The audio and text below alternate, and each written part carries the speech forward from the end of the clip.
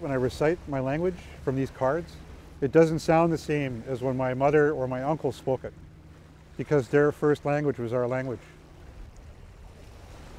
It's not my first language. And I'm almost ashamed to say that, but I'm trying.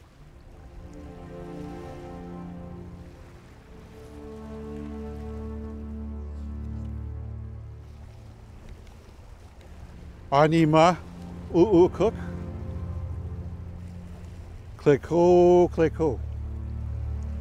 I've always considered my language important, but more so lately, because the man whom I considered to be the last fluent speaker of our language, he was my uncle, and his name was Bobby George. Bobby George from Hupacasath.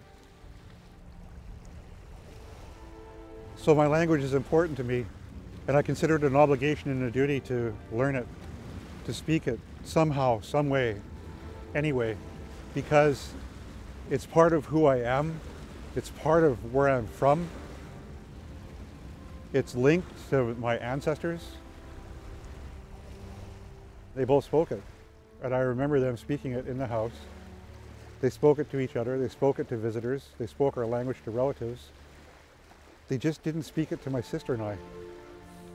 And my parents were both, they'd gone through the residential school.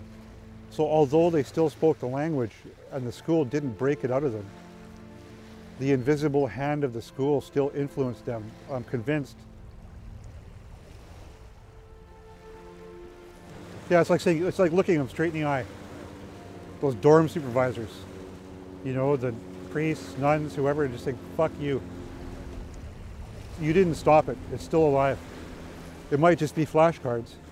And I might not speak it the way my parents spoke it, and I might not sound like them or my ancestors, but it's still alive in some way. It's still part of me. It never got broken out.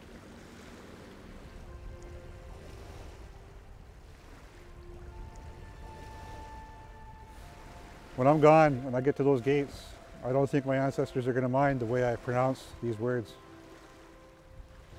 All that's going to matter is I tried.